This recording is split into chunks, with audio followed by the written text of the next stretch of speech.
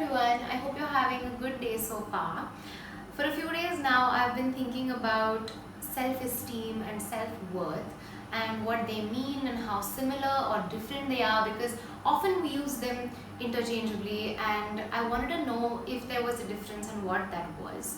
Self-esteem, as many of us know already, is what we believe about ourselves, and it's largely dependent on external factors. So it's who we think people think we are.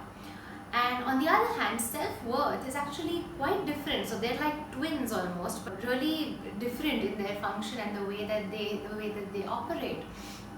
Self-worth is actually about knowing and having a sense that no matter where your self-esteem lies, your self-worth will always be a constant. It will always be knowing that you are worthy of love, that you are necessary, that you are deserving of respect, of empathy, of kindness, and is essentially having a good and positive opinion of yourself. And I thought that was so beautiful, because it basically said that no matter how much your self-esteem fluctuates, your self-worth tells you that you are enough and you are worthy, and that you are actually incomprehensible of worth. And I find that so beautiful and so fascinating. And this made me think of when we were growing up, and this is also quite different culturally. So I can speak for myself.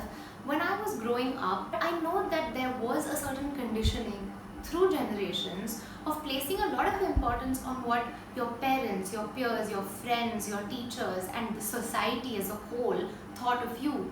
And I feel like in that mix somewhere, there wasn't that much importance placed on who we truly believe we are. Growing up, self-esteem and self-worth were one thing. When we are teenagers, or especially in those formative years in our adolescence, we're faced with sometimes toxic situations and relationships, and often what happens is that our self-esteem takes a hit, and our self-esteem says that, oh, this person says I'm not worthy of love or kindness, this person says I'm not deserving of respect. And because self-esteem takes a hit, it pulls self-worth down with it, and then you say, I'm not worthy of love, I'm not worthy of respect, I'm not worthy of kindness.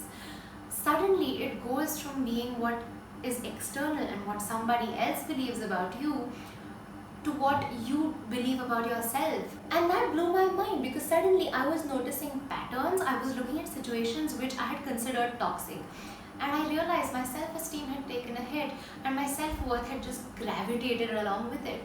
And I know that in our daily lives, with all the stress that's going around, all the tension, it's really difficult to make that distinction, to kind of divide self-esteem from self-worth.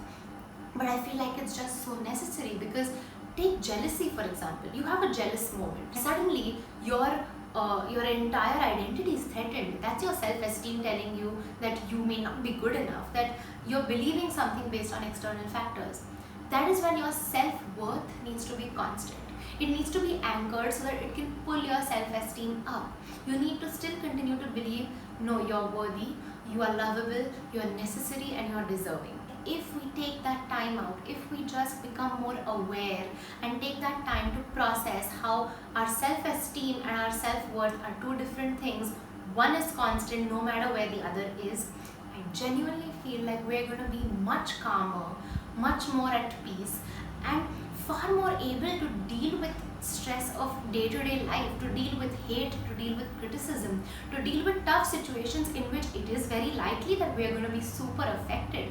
But it can never lead us to a place where we feel we're not worthy of love, of respect, of empathy. My mom used to say this every time I would bargain with her when I had made plans with my friends. I'd say, well, all my friends are going and they are doing it. And she would say, well, if all your friends told you to jump into a well, would you do that? And that analogy is really weird to me, but somewhere I feel like self-esteem is that friend who tells you to jump into a well, and you need to realize that you are not that friend, that doing that could be damaging, it could have long-term consequences, and that you're going to anchor yourself here and in fact pull him up if he jumps inside the well for some reason.